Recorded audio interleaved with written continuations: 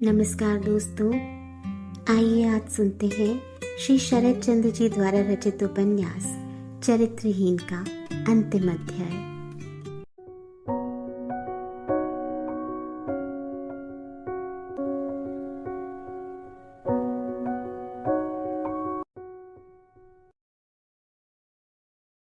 उपेंद्र ने कहा था, मेरी हड्डियां गंगा में प्रवाहित करना बहन। अनेक ज्वालाओं में जलता रहा हूं, इससे कुछ ठंडक मिलेगी। आजकल वह सावित्री को कभी तुम कभी तू, जो भी मुंह पर आ जाता वही कहकर पुकारते थे। उनकी अंतिम इच्छा पूरी करने और अंतिम चिकित्सा कराने के लिए सावित्री ने कलकत्ता के जोड़ा साकू मोहल्ले में किराए पर एक मकान कुछ ही दिन पूर्व लिया था और उन्हें वहां ले आई थी। आज शाम के बाद एक अच्छी सी वर्षा हो गई थी, फिर भी आकाश से बादल छटे नहीं थे। उपेंद्र बहुत देर बाद दोनों थकी आंखें खोलकर धीरे धीरे बोले, सामने की खिड़की जरा खोल दे बहन, उस बड़े नक्षत्र को तो एक बार देख लो। सावित्री ने उनके माथे के रूखे बालों को धीरे धीरे हटाते हटाते मृदु स्वर में कहा, शरीर में बरसाती हवा लगेगी ना दादा। लगने देना बहन, मुझे अब उससे क्या डर है। ऐसा नहीं कि आज ही उन्हें यह भय न रहा हो।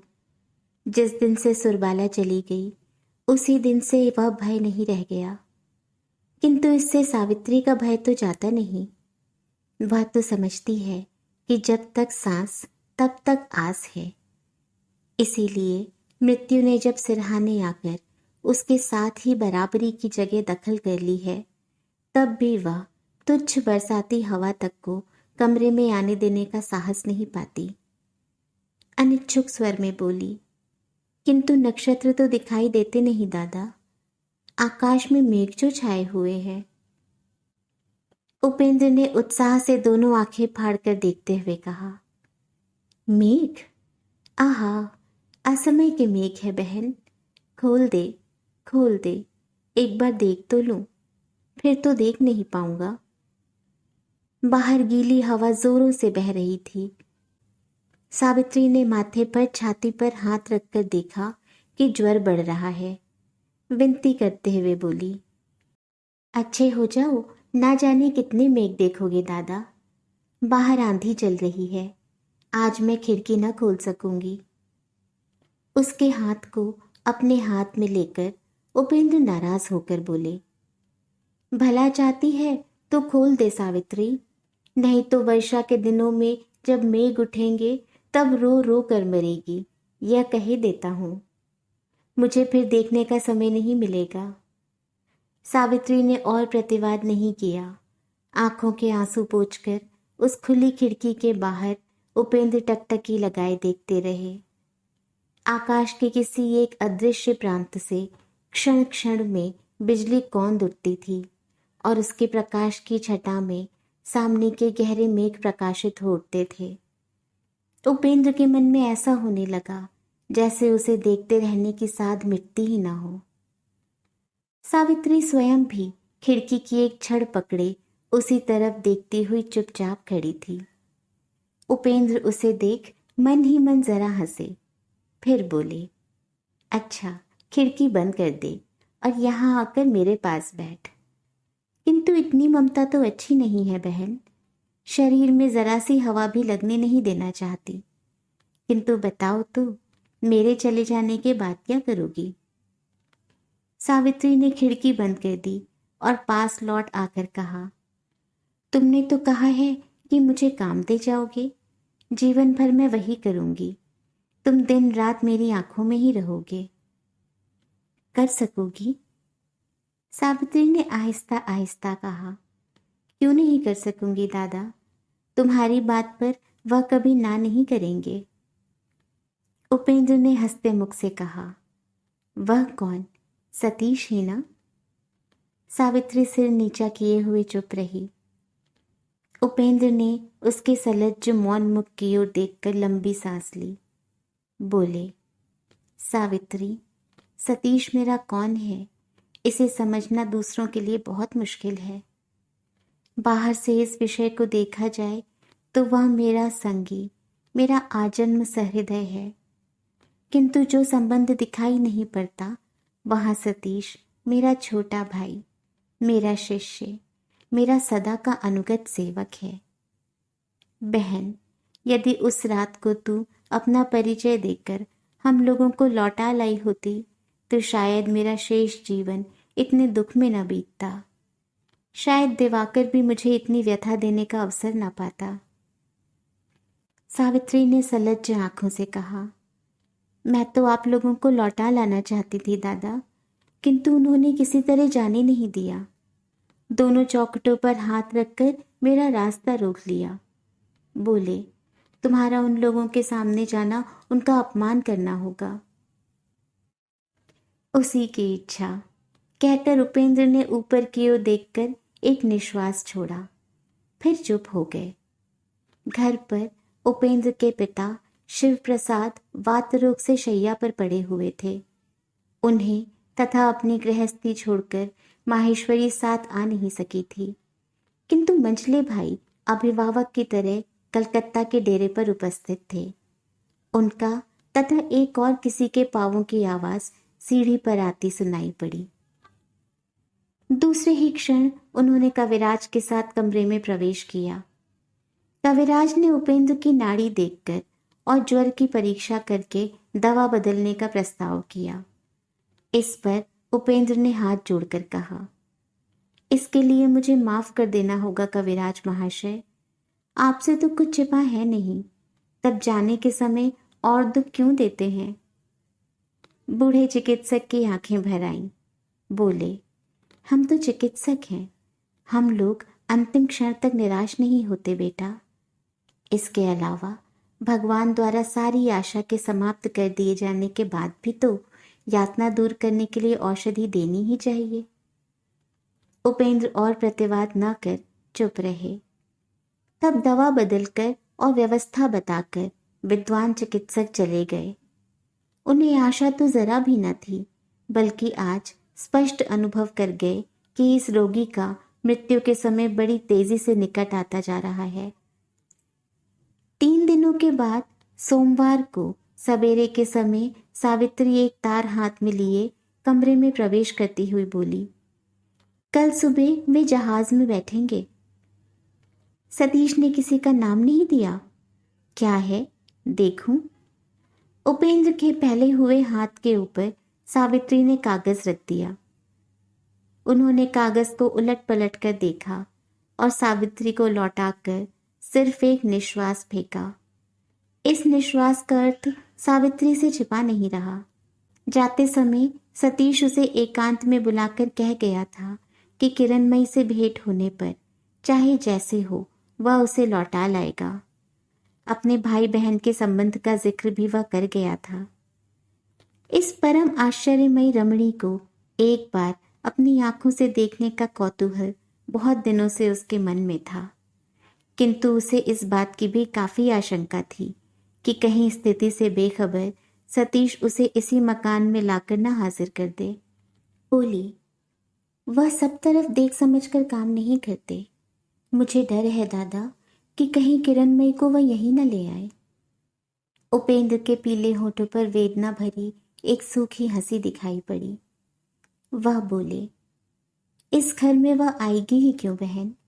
यदि वह इस देश में लौट भी आती है तो उसका दूसरा कारण है, किंतु वह तो सावित्री नहीं है। वह तो ऐसी निर्बाध नहीं है। तेरी तरह इहलोक और परलोक को एक करके नहीं बैठी है। वह क्या साध लेकर इस भयानक व्याधि के कटघरे में प्रवेश करेगी। बोलते बोलते सावित्री की ओर देखकर श्रद्धा, स्नेह, करुणा और वेदना से उनका स्वर कांप उठा। सावित्री ने नजर नीचे करके बड़े कष्ट से आंसू रोके। जरा सा संभल कर उपेंद्र फिर बोले, पर अचरज तो देख सावित्री, किसी समय उसने सचमुच ही मुझे प्रेम किया था। सुनकर सावित्री को सचमुच आश्चर्य हुआ, क्योंकि यह बात उसने सतीश से सुनी नहीं थी। बोली, उनसे सुनी थी उनकी पति सेवा की कहानी, तब क्या वह सच नहीं है दादा? उपेंद्र ने कहा, वह भी सच है बहन। वह एक अद्भुत माजरा है। मेरी राय है कि तुझे और सुरु को छोड़ ऐसी सेवा कोई स्त्री नहीं कर सकती। स्वामी को इतना प्रेम करना भी शायद किसी की शक्ति की बात नहीं है। सावित्री ने कहा, किंतु यह चीज तो कभी छलना नहीं हो सकती दादा। उपेंद्र ने तुरंत हामी भरते हुए कहा, नहीं, छलना तो नहीं है। वह तो कभी किसी को दिखाना चाहती नहीं, कभी किसी के आगे प्रकट भी नहीं करती। उसकी पति सेवा के साक्षी सिर्फ भगवान ही थे या थे हम दो आदमी, सतीश और मैं। दूसरे ही क्षण उन्हें डॉक्टर अनंग मोहन की बात याद आ गई। जरा स्थिर रहने के बाद बोले, आज तो मेरा किसी के प्रति क्रोध नहीं है, किसी के प्रति घृणा नहीं है, वितृष्णा नहीं है। आज अपनी बड़ी व्यथा के साथ। जानती है मुझे कैसा लग रहा है बहन? लगता है कि वह जीवन भर टटोलती घूमती रही है, किंतु कभी उसे कुछ मिला नहीं। मुझे भी उसने कभी प्रेम नहीं किया। इतना प्रेम करने पर क्या कोई इतना दुख, इतनी व्यथा दे सकता है? वह तो यह जानती थी दिवाकर मेरे लिए क्या था। उसी के हाथ तो वह सौंप गया था। सोचा था मेरे स्नेह की चीज को वह भी स्नेह की आंखों से देखेगी।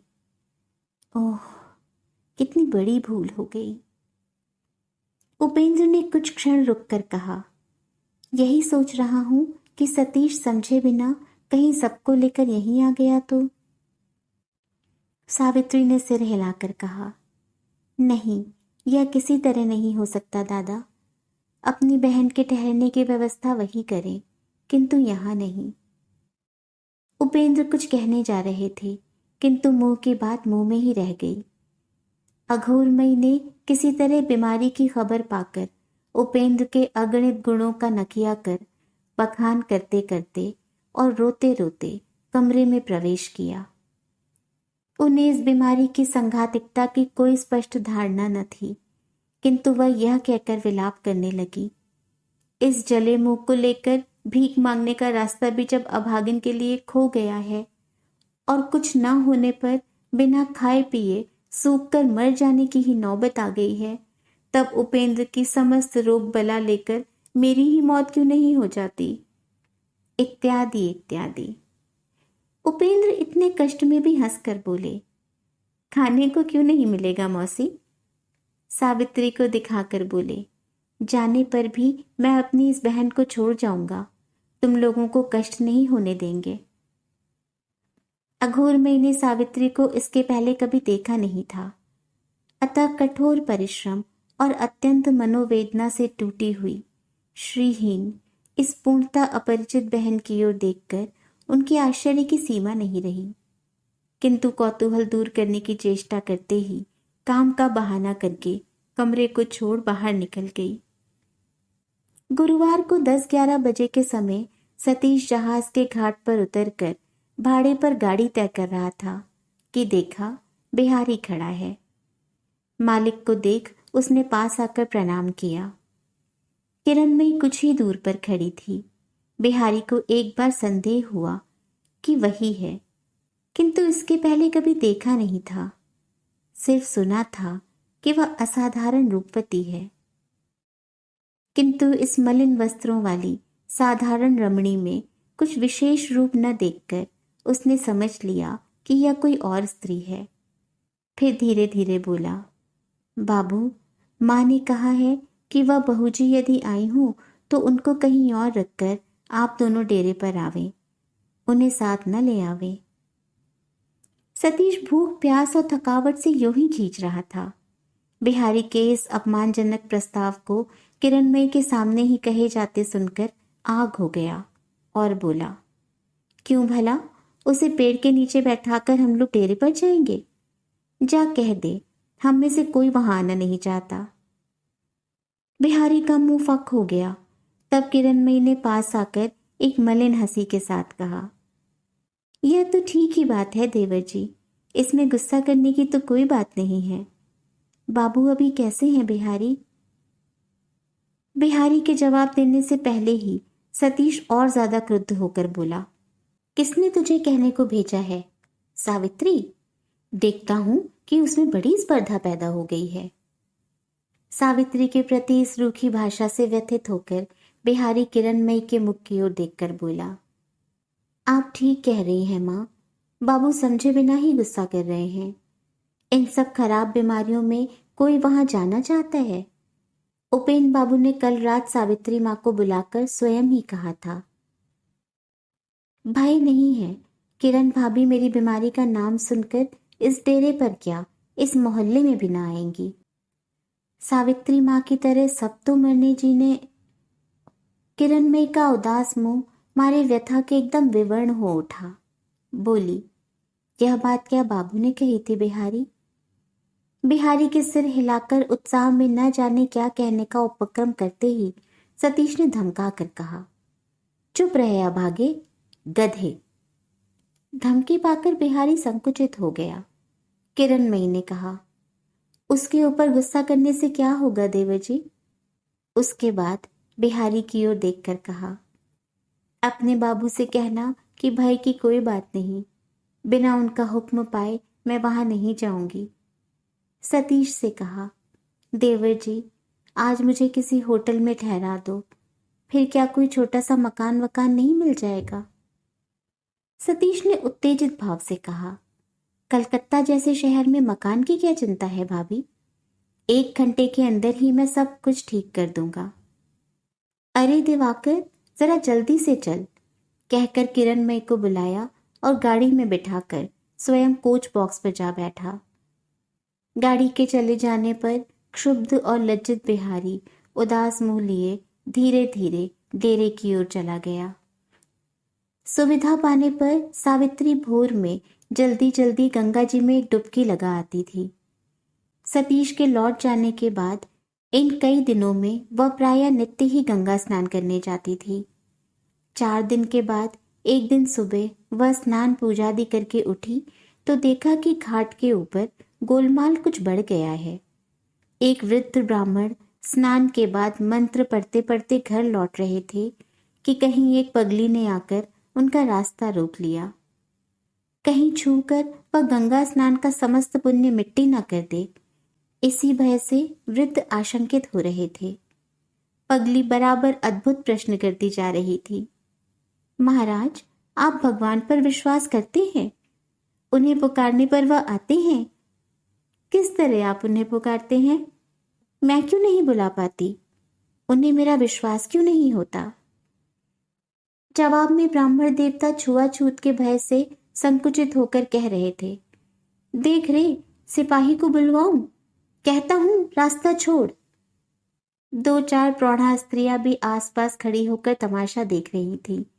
उनमें से किसी एक ने कहा, पागल नहीं है, पागल नहीं है, देखती नहीं, छोरी ने सारी रात मदिरा पी है। सुनकर पगली ने कातर होकर कहा, मैं भद्र वर्ग की महिला हूं, मैं मदिरा नहीं पीती। वह देखो, वह रहा हमारा डेरा। मैं सिर्फ तुम लोगों से हाथ जोड़कर पूछती हूं कि भगवान क्या सचमुच है? तुम लोग क्या उनका ध्यान कर सकते हो, भक्ति कर सकते हो? मैं क्यों नहीं कर पाती? मैं तो परसों से उनको कितना बुला रही हूं। कहते कहते उसकी दोनों आंखों से झरझर आंसू गिरने लगे। सावित्री को भी वह पागल ही लगी, किंतु उस अपरिचित पगली की आंसुओं के जल से भीगी अद्भुत व्याकुल प्रार्थना उसके अपने सैकड़ों दुखों से भरे वेदनापूर्ण हृदय के ऊपर एक हाहाकार के समान गिरी और क्षण भर में ही उसकी दोनों आंखें आंसुओं से भीग गई। पगली की दृष्टि जो ही उधर पड़ी, वह अचानक वृद्ध को छोड़ सावित्री के सामने आकर बोली, तुम भी पूजा पाठ करती हो? तुम मुझे बता सकती हो? चारों ओर भीड़ जमा होते देख सावित्री ने झट से उसका हाथ पकड़ लिया।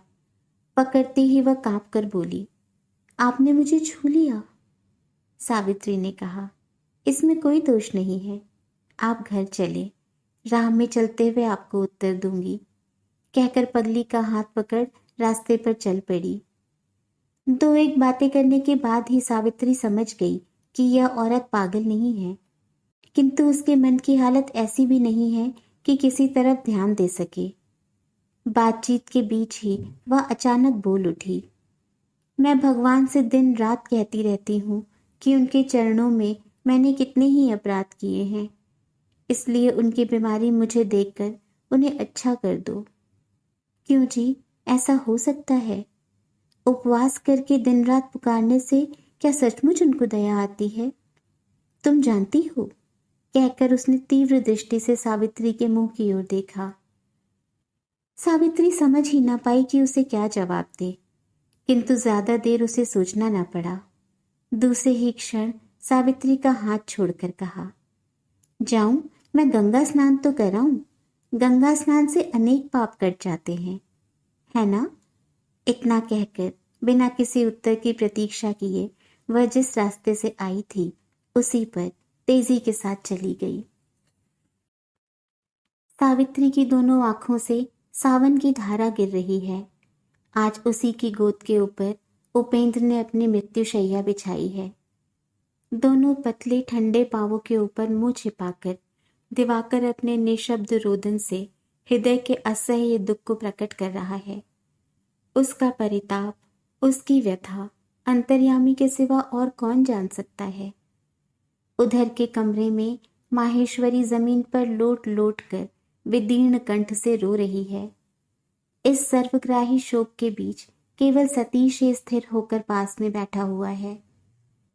आज सुबह से उपेंद्र ही के मुंह से रह रहकर जो रक्त धारा गिर रही है, हजार यत्न करके भी उसे रोका नहीं जा सका है। सांस भी क्रमशः भारी और मुश्किल होती जा रही है। उसका दुख क्लेश सहन करते हुए उपेंद्र आंखें बंद किए चुपचाप पड़े हुए थे। अब आंखें खोलकर सावित्री के मुंह की ओर देखते हुए अस्फुट स्वर में धीरे धीरे पूछा, रात अब कितनी है बहन? क्या बीतेगी नहीं? सावित्री ने आंचल से उनके होठों में भर आए खून को पोंछकर कहा, अब ज्यादा रात बाकी नहीं है दादा। क्या बहुत कष्ट हो रहा है दादा? उपेंद्र ने कहा, नहीं बहन, सबको जो होता है वही हो रहा है, ज्यादा क्यों होगा? जरा स्थिर होकर उसी भाव से बोले, सतीश, भाभी क्या खोजने पर भी नहीं मिली? आज 4 दिनों से किरणमयी का कहीं पता नहीं है। कलकत्ता पहुंचने के दिन ही सतीश ने पास ही एक घर किराए पर लेकर उसमें सब सामान जुटा दिया था और एक दासी भी रख दी थी, किंतु उपेंद्र की बीमारी बहुत बढ़ जाने के कारण वह 2-3 दिनों से स्वयं जाकर खोज खबर नहीं ले सका था। 3 दिनों बाद जाकर देखा कि उसने कोई भी चीज छुई नहीं है। नया पात्र खरीदकर जिस जगह रख आया था वह उसी जगह उसी तरह पड़ा हुआ है।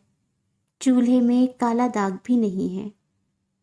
दासी ने आकर कहा, काम क्या करूं बाबू? बहू जी तो आकर खिड़की की छड़ पकड़े रास्ते की ओर देखते हुए जो बैठी तो फिर उठी ही नहीं। न स्नान किया, न मुंह में जल लिया। चटाई बिछौना सब वैसे ही पड़ा रहा, सोई ही नहीं। उसके बाद कल सुबह से तो दिखाई ही न पड़ी। सामान वामान का जो कुछ करना हो कर दीजिए बाबू, मैं सूने घर में पहरा नहीं दे सकती। खबर सुनकर सतीश माथे पर हाथ रखकर कुछ देर बैठा रहा। अंत में दासी के हाथ पर और 5 रुपए रखकर लौट आया। तब से लोगों ने खोजने में कमी नहीं की, किंतु उसका कोई फल नहीं निकला।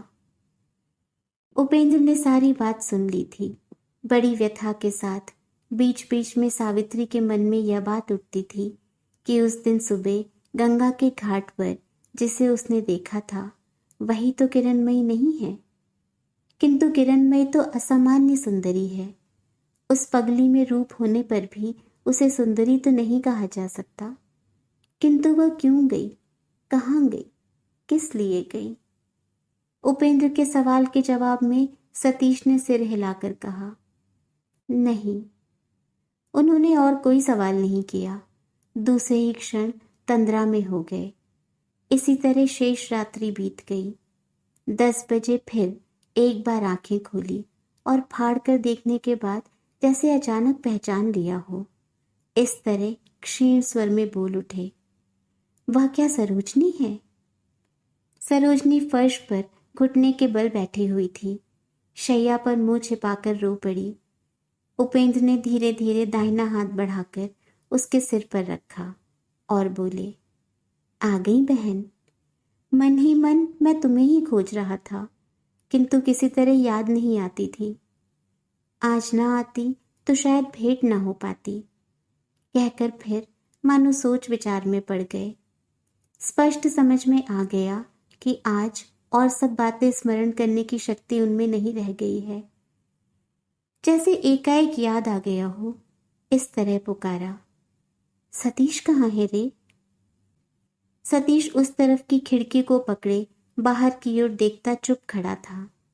पास आकर खड़े होते ही उपेंद्र बोले, तुम लोगों का विवाह अपनी आंख से देख जाने का समय नहीं मिला सतीश, किंतु मेरी इस लक्ष्मी बहन को कभी तो दुख ना देना।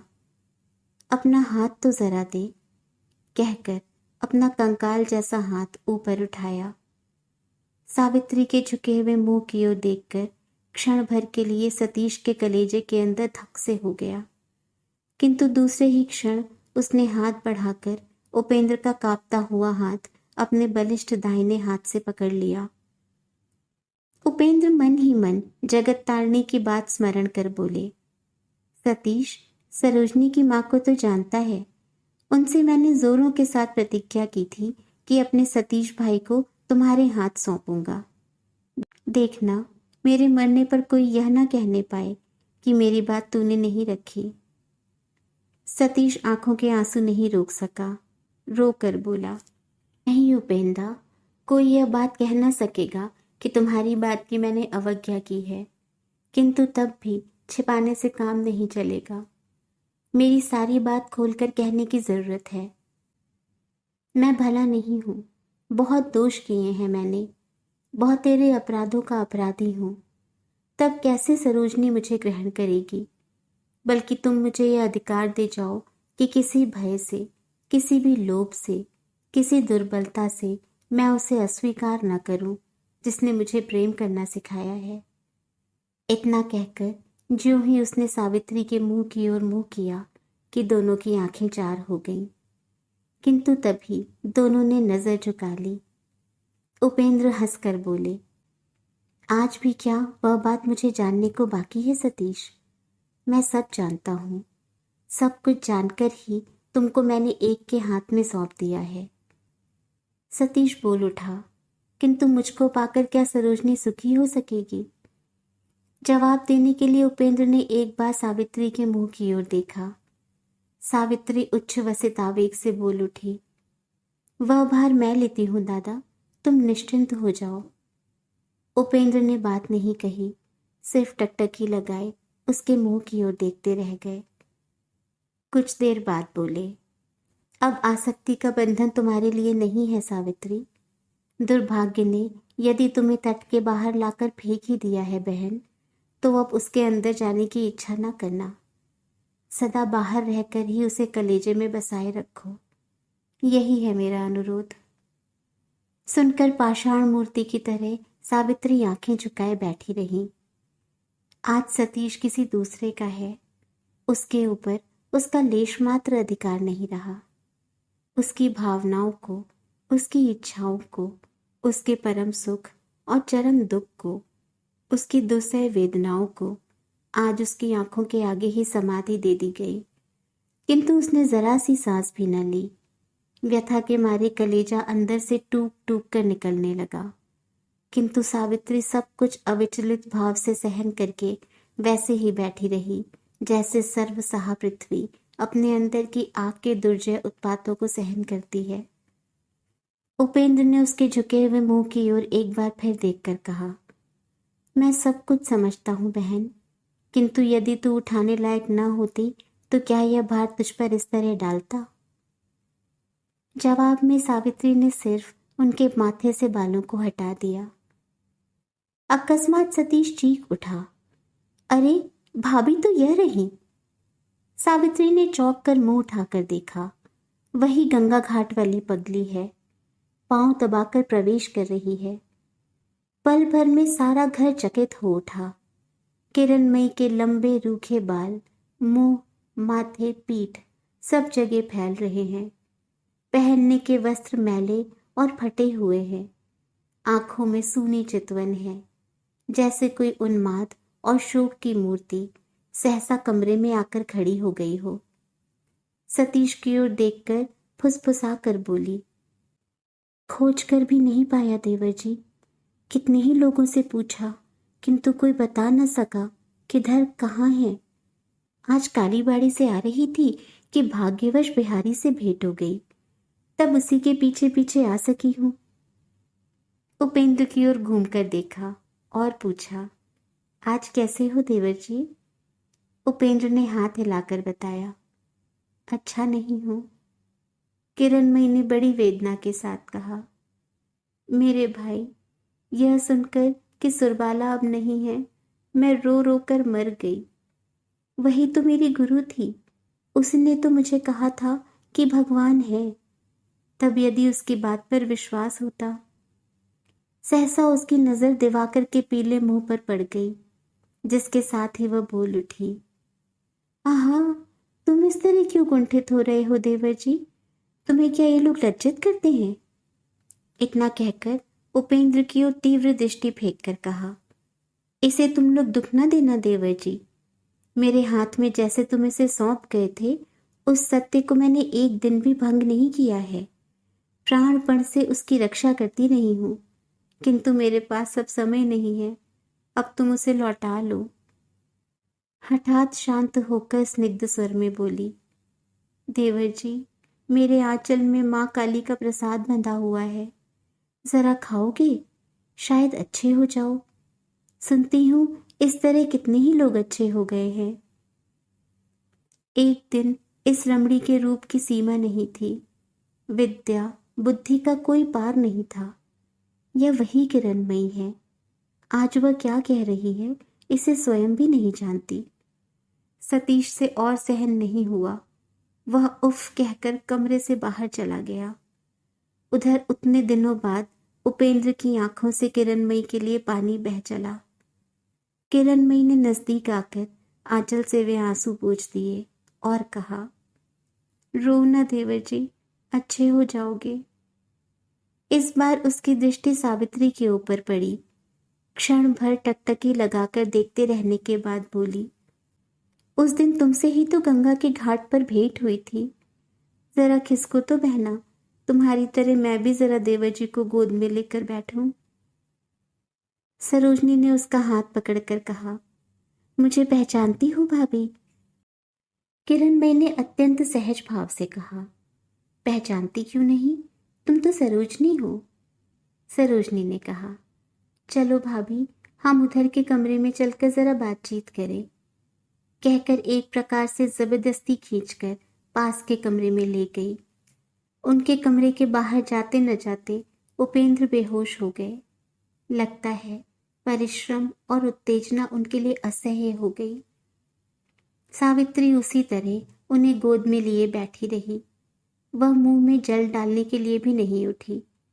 सारी दोपहरी बेहोशी में ही बीत गई, किंतु शाम को ज्वर बढ़ने के साथ साथ फिर उनकी चेतना लौट आई। आंख खोलते ही पहले दिखाई पड़ी सावित्री। क्षीण स्वर में बोली, बैठी ही हुई है बहन। तुझे छोड़कर जाते हुए मेरी आंखें भर आती हैं सावित्री। सावित्री ने रो कर कहा, मुझे भी तुम साथ लेते चलो दादा। उपेंद्र ने उसका उत्तर न देकर सतीश से कहा, भाभी कहाँ है रे? सतीश बोला, नीचे के कमरे में सो रही हैं। उन्हें मैंने पलकों पर ही रख छोड़ा है। जब तक वह प्रकृतिस्थ ना हो, पलकों पर ही रखना भैया। किंतु तू डर न सतीश, हम लोगों में यह शक्ति नहीं है कि समझ सकें कि उनके हृदय को कितनी गहरी और दुस्सह चोट लगी है। किंतु वह चोट चाहे कितनी भयंकर हो, इतनी बड़ी बुद्धि को वह सदा आच्छन्न करके नहीं रख सकती। सतीश ने कहा, यह मैं जानता हूँ उपेंद्र। फिर जरा देर मौन रहकर बोला, यदि तुम विश्वास करके दे जाओगे तो तुम्हारे दिवाकर का भार मैं भी ले लूंगा। प्रत्युत्तर में उपेंद्र ने जरा हंसने की चेष्टा की, फिर करवट बदलकर सो गए। कितनी ही बातों, कितनी ही उत्तेजनाओं ने जीवन दीप के शेष तेल को जलाकर समाप्त कर दिया। जरा ही देर में दिखाई पड़ा कि उनके मुंह से रक्त निकल रहा है और सांस चल रही है या नहीं, इसमें भी संदेह है। सब लोगों ने उन्हें उठाकर नीचे धरती पर सुला दिया। उपेंद्र के निष्पाप विरह जर्जर प्राण अपने सुरबाला से मिलने के लिए निकल गए। सब लोगों के विदीर्ण कंठ से निकले रोदन क्रंदन से सारा घर कांप उठा, किंतु नीचे के कमरे में किरणमयी शांत रूप से सोती ही रह गई। दोस्तों, उपेंद्र के प्राणों के साथ ही श्री शरद चंद्र जी द्वारा रचित उपन्यास चरित्रहीन का यह अंतिम अध्याय आज संपन्न हुआ।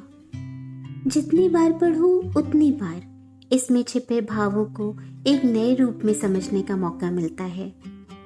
नारी के असंख्य रूपों को दर्शाता यह उपन्यास तत्कालीन समाज में एक स्त्री के ट्रेडिशनल स्टीरियोटाइप अवतार को तोड़कर एक सशक्त स्वच्छंद विचारों को प्रस्तुत करने का साहस करता है। नारी के व्यक्तित्व का ऐसा कोई भी पहलू नहीं है जिसे अपनी कलम के जादू से शरद बाबू ने मूर्त रूप में उकेर कर पाठकों को गहन चिंतन में खो जाने पर विवश न कर दिया हो। और इन्हीं सशक्त, त्यागमयी, समर्पित नारियों के साथ ताने बाने में बुने पुरुषों का स्त्रियों के प्रति धारणाओं का कालांतर में बदलते जाना क्या समाज में स्त्रियों के प्रति बदलते प्रत्यक्षीकरण का प्रतीक नहीं है? इसी बेहद खूबसूरत, गहन विचारणीय हिंदी साहित्य के इतिहास में मील का पत्थर साबित हुए उपन्यास के साथ अब चलती हूँ। फिर उपस्थित होंगी ऐसी ही अन्य कहानियों, उपन्यासों के साथ। तब तक अपना और अपनों का बहुत सा ख्याल रखें। अब तक ना किया हो या चैनल पर पहली बार आए हो तो चैनल को सब्सक्राइब करना बिल्कुल ना भूलें। पसंद आए तो वीडियो को लाइक और शेयर जरूर करें। स्वस्थ, सुरक्षित, प्रसन्न और संवेदनशील रहें। नमस्कार।